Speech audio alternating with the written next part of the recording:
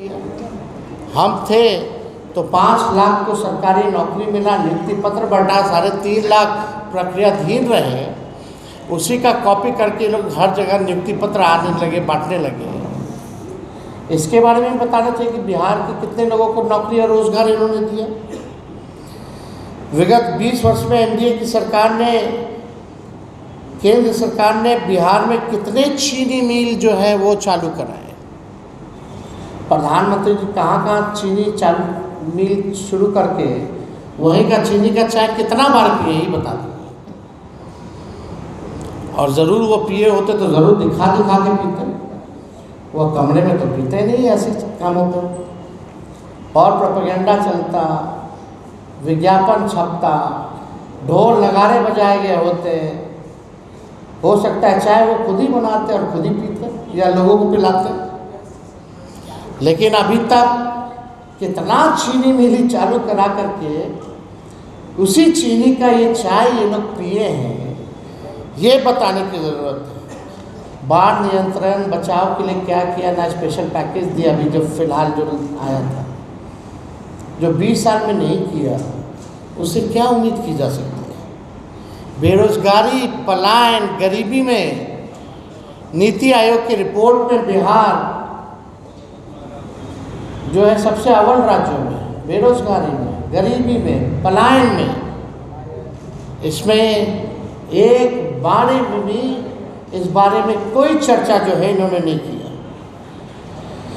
नीति आयोग का जो विकास का सूचकांक है, बिहार सबसे फीसदी है। आप देखिएगा प्रति व्यक्ति आय, प्रति व्यक्ति निवेश, किसानों का आय, हर चीज़ में बिहार जो है फिसड्डी है। हमने विधानसभा में पूछा कि नीतीश जी अगर विकास पुरुष हैं तो 20 सालों में ये बीजेपी की डबल इंजन की सरकार ने एक काम ऐसा बता दो जिसमें बिहार नंबर 1 है। एक काम बता दे जिसमें बिहार नंबर 1 है। कितने इन्होंने डबल इंजन की सरकारों ने उद्योग धंधे या निवेश लाए। हम लोग थे तो 50,000 करोड़ का 17 महीने में हम लोगों ने निवेश लाया।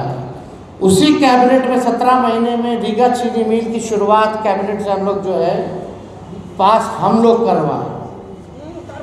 ये हम लोगों से पूछते हैं कि क्या किया लालू जी ने, क्या किया। अरे 17 महीने का हम ही बता देते हैं।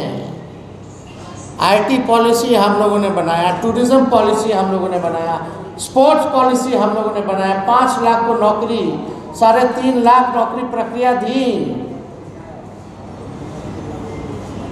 आपका नियोजित शिक्षकों को 4.5 लाख सरकारी कर्मी का दर्जा, 20 शहरों में एसटीपी, 4 जगह मेडिकल कॉलेज हम लोगों ने कराने का काम किया। इंजीनियरिंग कॉलेज तो हम अपने विधानसभा विदुपुर भी लेके गए। महुआ में मेडिकल कॉलेज हो, गोपालगंज में मेडिकल कॉलेज हो, समस्तीपुर का हो, ये सहरसा का जो हो, हम लोगों ने अनुमति दी। हम लोगों ने मानदेय, चाहे तालीमी मरकज हो, विकास मित्र हो, टोला सेवक हो, शिक्षा मित्र हो, आंगनबाड़ी हो, इनके मानदेय को हम लोगों ने दुगुना कराया। आरक्षण 65% कराया। आप लोगों ने क्या किया, जरा उसका हिसाब दीजिए। हम लोग स्वास्थ्य विभाग में आप जाकर के देखिए, छापा मारते थे रात भर कि स्थिति ठीक है कि नहीं है। 200 दवा मुफ्त मिलती थी, 600 बढ़ाया हम लोगों ने। साफ सफाई करवाया हम लोगों ने। क्या स्थिति थी अस्पतालों की, 700 डॉक्टर को पहली बार जो 10 साल से गायब थे, एक साथ हमने कैबिनेट ले जाकर के बर्खास्त कराया। आज तक पूरे देश में नहीं हुआ। एएनएम हो, जीएनएम हो, जितने हर विभाग में जितने रिक्त पदे थे उनको भरने की कवायद उस समय शुरू की गई। और आप लोगों ने क्या किया? बिहार का टूरिज्म को लेकर के जापान तक हम लोग गए। निवेश लाने के लिए 50,000 करोड़ निवेशकों से मिले, बुलाया गया उनको बिहार में पहली बार। लेकिन आप लोग क्या करें? तो देखिए, विकास की अगर बात करें, बिहार की अगर बात करें, तो इन लोगों का केवल बस चुनाव तक ही संबंध बिहार से रहता है। प्रधानमंत्री जी आएंगे और ये बोलते हैं अमित शाह जी कि जानकी मंदिर बनवाएंगे। वो मंदिर कि 20 साल तक जिन्होंने शोषण किया, बिहार को बर्बाद किया, इस बार बिहार जो है उन लोगों को सबक सिखाएगा और परिवर्तन करेगा। अब चुनाव का माहौल है, तो हमने पूर्व में ही कहा था दिल्ली चुनाव के बाद कि बीजेपी या केंद्र के सारे मंत्री या देश भर में या दुनिया भर में जितनी ताकत है बीजेपी के पास, वो सारे ताकतों को जो है बिहार चुनाव में उतारने का काम करेंगे। और कूद कूद के लोग जो हैं बिहार का दौरा करेंगे। और इसी दौरे पर कुछ दिन पहले, 2-3 दिन पहले अमित शाह जी बिहार आए। अच्छी बात है, आना चाहिए, हमेशा आना चाहिए। लेकिन बीजेपी की तो परंपरा है कि जिस राज्य में जब चुनाव होता है वहीं ये लोग पहुंचते हैं। हालांकि ये उनका अपना निर्णय है। अमित शाह जी आए। अमित शाह जी भारत के गृह मंत्री हैं और प्रधानमंत्री के बाद सबसे पावरफुल नेता और मंत्री भारत सरकार में वही है। लेकिन दुख होता है कि गृह मंत्री के पास एक तो आंकड़े सही नहीं होते हैं और झूठ और जुमला के अलावा कुछ बोलते नहीं। ये सच्चाई है। अगर आप लोग भी उनके पूरे वक्तव्य का अगर निकाल करके देखें तो केवल लालू जी को कोसना और जंगल राज की बात करना। बिहार के बारे में वो कोई जानकारी लेकर के नहीं आए। अमित शाह जी आप आए ज़रूर, लेकिन लगता कि आपकी तैयारी ठीक नहीं थी, आपके आंकड़े ठीक नहीं थे। और देश के गृह मंत्री के पास, जो लगातार गृह मंत्री हो भारत सरकार का, अगर बिहार में अगर आके जंगल राज के बारे में बात करता है तो आंकड़ों के बारे में बात करनी चाहिए अमित शाह जी को। अरे भाई, आप ही का है एनसीआरबी, गृह मंत्रालय के अंतर्गत ही आता है। आए तो बताते कि 20 साल में बिहार में अपराध कितना हुआ है, उसकी भी तुलना हो जाती। अब अमित शाह जी के एनसीआरबी के अनुसार, जो भारत सरकार का ही है, जो पढ़ लिख करके तो आते नहीं है, बिना तैयारी के आते हैं, विगत 20 वर्षों में 65,000 लोगों की हत्याएं हुई हैं। 65,000। 25,000 बलात्कार हुए हैं। 1 लाख अपहरण हुए हैं। 3 लाख से अधिक चोरियां हुई हैं। और पुलिस कर्मियों पर हमला और हत्या इनके 20 वर्षों में सबसे ज़्यादा, सबसे अधिक हुई। कम से कम ये आंकड़ा बताना चाहिए था।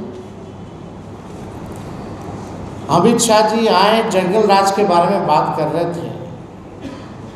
इनके प्रधानमंत्री जब आए थे तो 40 घोटालों का जिक्र किया था बिहार में नीतीश जी के। अगर अमित शाह जी आए तो सुप्रीम कोर्ट की जो टिप्पणी बिहार सरकार को, एनडीए सरकार को लेकर के रही है, वो भी बताना चाहिए। शर्मनाक, अमानवीय, दुर्भाग्यपूर्ण, लापरवाह, बेहद डरावना, बेहाव बिहार सरकार क्या कर रही है? ये क्या हो रहा है बिहार में? चाहे बालिका गृह कांड के बारे में, या अन्य घोटालों के बारे में या अन्य अपराध के बारे में सुप्रीम कोर्ट और पटना हाई कोर्ट की जो टिप्पणी जो रही वो भी बताने की ज़रूरत थी इनको कि इनके 20 साल के सरकार में कोर्टों ने ये टिप्पणी की।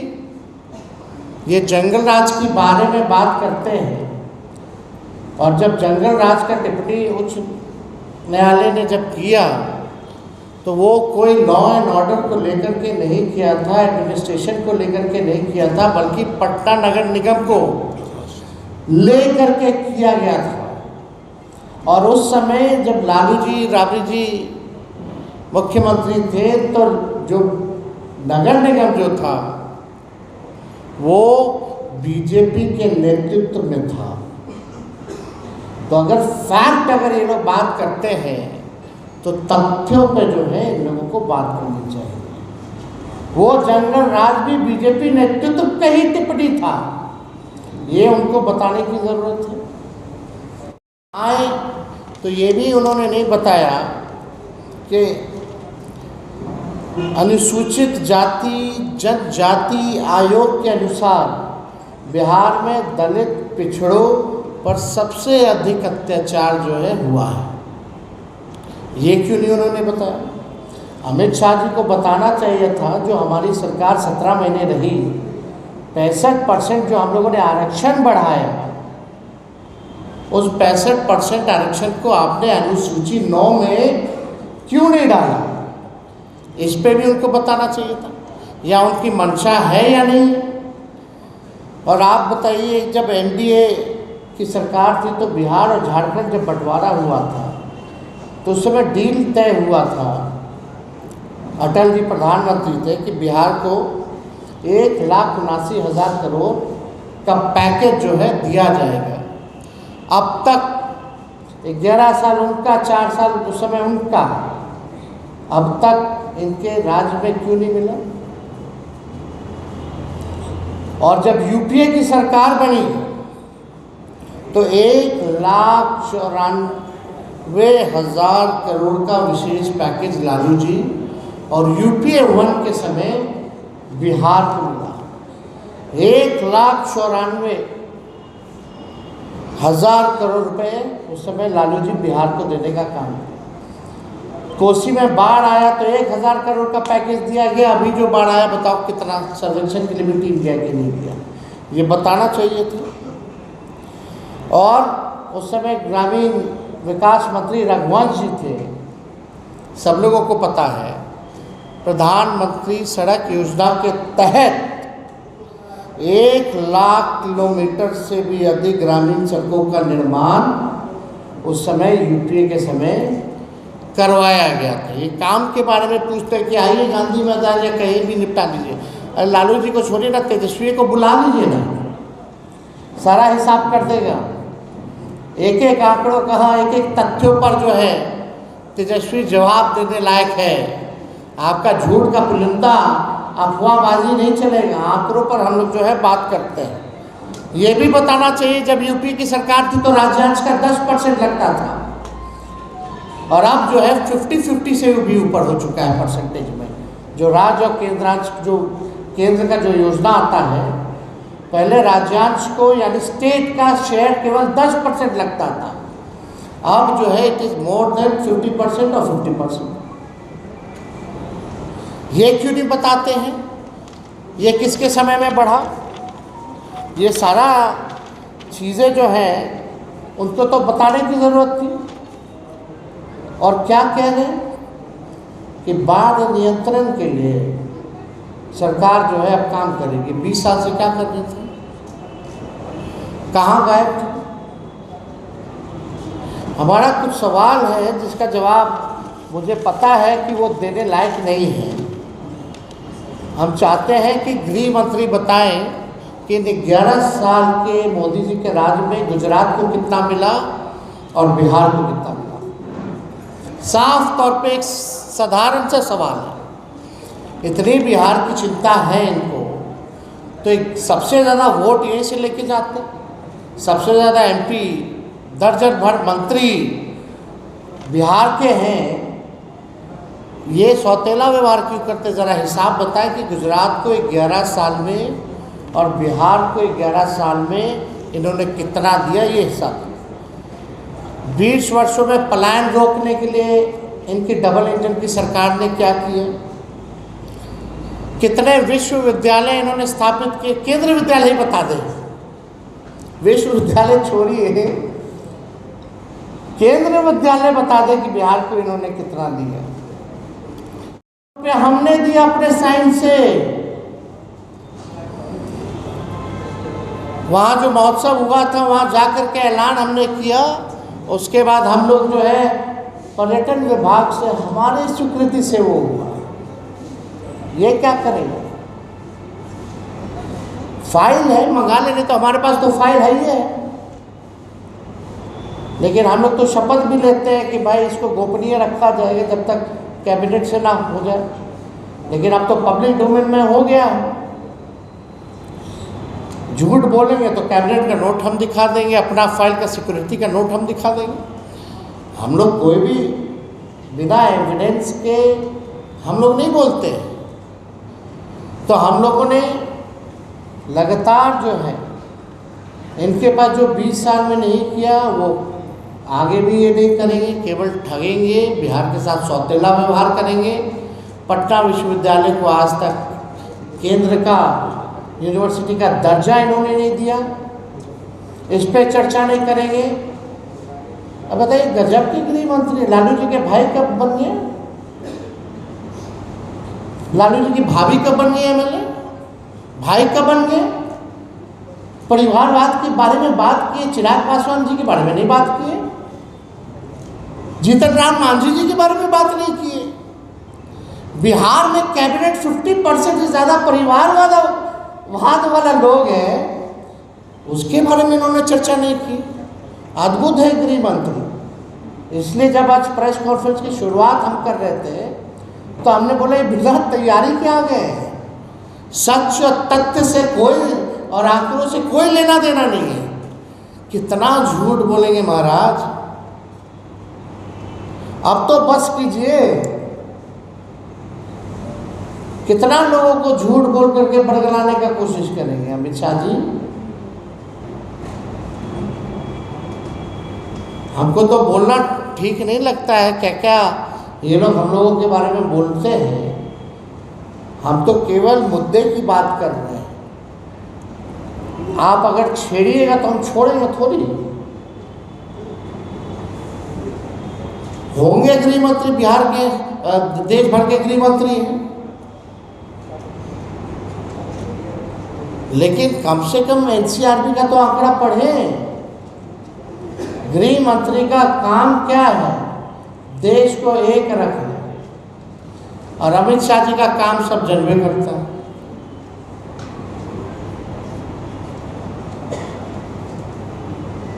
किस मानसिकता के व्यक्ति हैं, किस विचारधारा के हैं।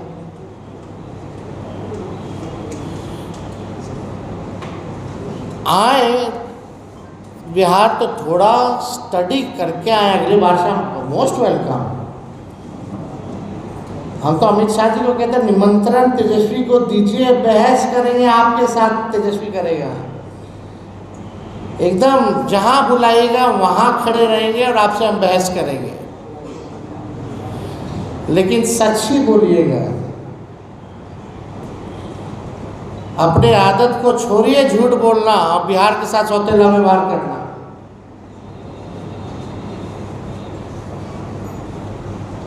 हर बार लालू जी लालू जी लालू जी। लालू जी ने कारखाना दिया रेलवे का 4। आज देश भर में अगर ट्रेन दौड़ रहा है तो पहिया यहीं बनता है। एक बार बोले क्या हुआ अमित शाह जी, और उसके जरिए कितना लोगों को नौकरी मिला, रोजगार मिला। 90,000 करोड़ का लालू जी ने मुनाफा दिया।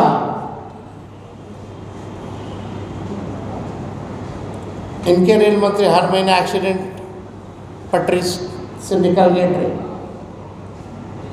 बताना चाहिए ना। लालू जी ने हर बजट में किराया बढ़ाया नहीं बल्कि घटाया और मुनाफा में लेके गए। एनसीआर, हार्वर्ड, IIM, अहमदाबाद, हर जगह उन्होंने लेक्चर दिया।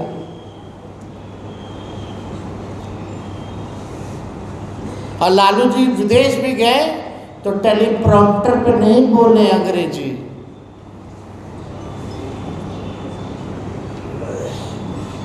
वो भी देख लीजिएगा।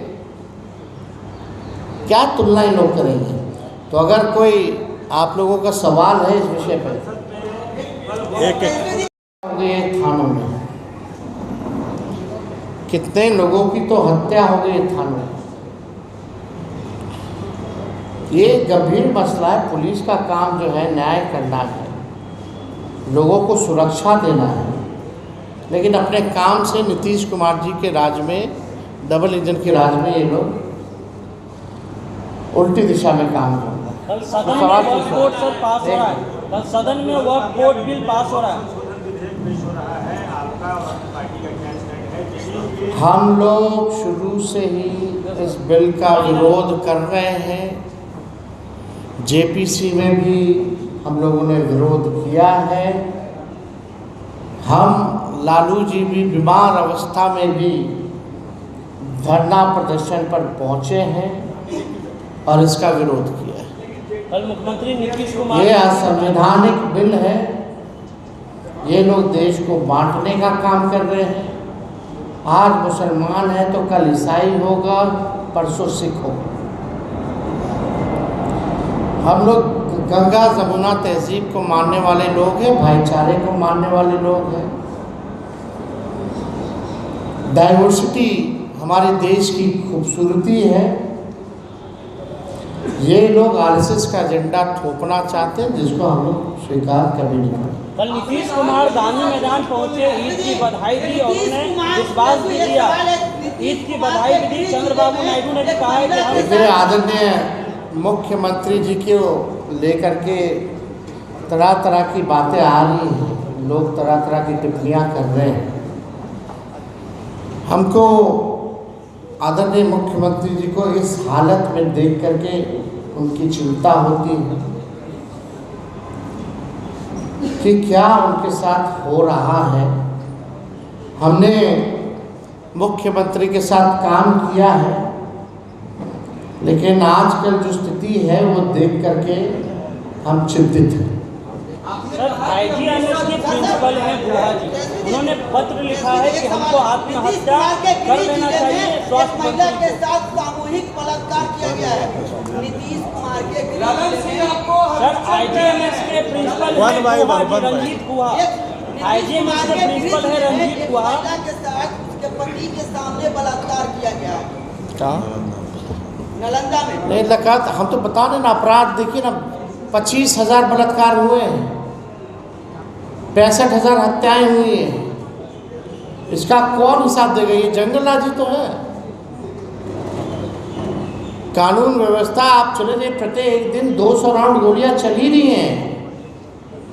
ऐसा कोई जिला नहीं है जहां हत्या, अपहरण, बलात्कार नहीं हो रहे हैं। चोरी और बैंक लूटने का काम जो और बढ़ गया, ATM में उठा के ले जा। सर, IGMS के प्रिंसिपल है बुआ। लालन सिंह जी तो BJP में नहीं है। लालन सिंह तो BJP में है। वो तो जिधर अभी अमित शाह कहेंगे उधर उधर उठेंगे, बैठेंगे, नाचेंगे। कांग्रेस चुनाव में आपका नेतृत्व स्वीकार नहीं करेगा। हम और AJP ये तीनों अपने आप को सेक्युलर पार्टी बताते हैं और कल संसद में जब बिल पेश होने जा रहा है, तीनों से थोड़ी देर पहले ललन सिंह और संजय गांधी मुलाकात की। कोई मतलब ही नहीं लोगों का। इन पे टिप्पा टिप्पणी करके कोई मतलब ही नहीं है। ये तीनों लोग जो हैं, कुर्सी है तो आप इनसे कुछ भी कहवा, कुर्सी दे दीजिए तो कुछ भी कहेंगे। आज केंद्र में मंत्री हैं लोग, तो आप क्या उम्मीद कर सकते हैं? ये लोग क्या कहें? लेकिन अपने आप को वैचारिक की विचारधारा को मानने वाले हैं। ये भी दिखाना चाहते हैं, जो कि है नहीं। रामविलास पासवान जी ने तो इस्तीफा दिया था ना भाई, किस सवाल पे किया था? उसके बाद पाकिस्तान भी गए थे ट्रेन से, हमारे पिता भी थे उस समय।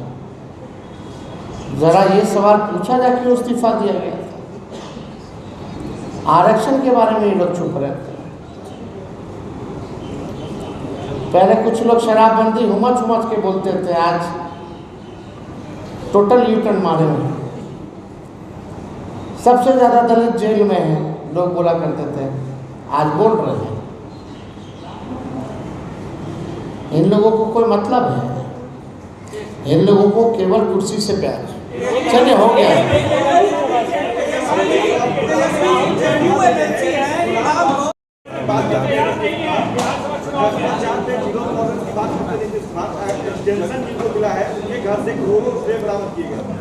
अब आप देख लीजिए।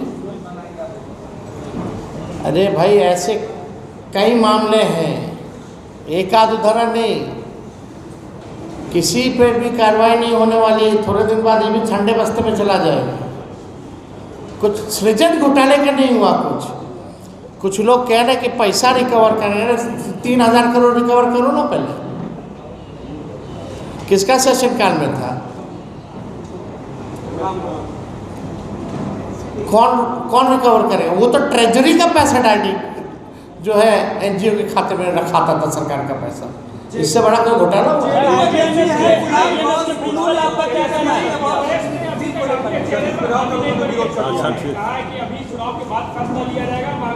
क्या चीज का? छोड़िए, नहीं तो हम लोग देख लेंगे। सर आईजीएमएस के जो प्रिंसिपल हैं उन पर आप नहीं बोल रहे हैं। मीटिंग कर रहे हैं, नीतीश कुमार उसमें नहीं दिखते और आप सवाल उठाते हैं। तो एकदम उठाना पड़ेगा। पहली बार आपने तस्वीर देखी होगी कि डीजीपी और चीफ सेक्रेटरी जो है किसी के अध्यक्षता में बैठे हुए। आज तक कभी ऐसे पहले तस्वीर देखी थी क्या? ललन सिंह जी तो आप जानिए बीजेपी है। सर आईजीएमएस मन दिल सब कुछ अब मोदी जी और अमित शाह जी। बस देखिए, योगी आदित्यनाथ ने कहा है कि सड़क चलने के लिए है, नमाज पढ़ने के लिए नहीं है। हम लोगों ने महाकुंभ करके दिखाया कि इस तरीके से रोड नहीं बंद होता है। हिंदू धर्म कहीं ना कहीं डिसिप्लिन सिखाता है। कोई भी धर्म गलत थोड़ी सिखाता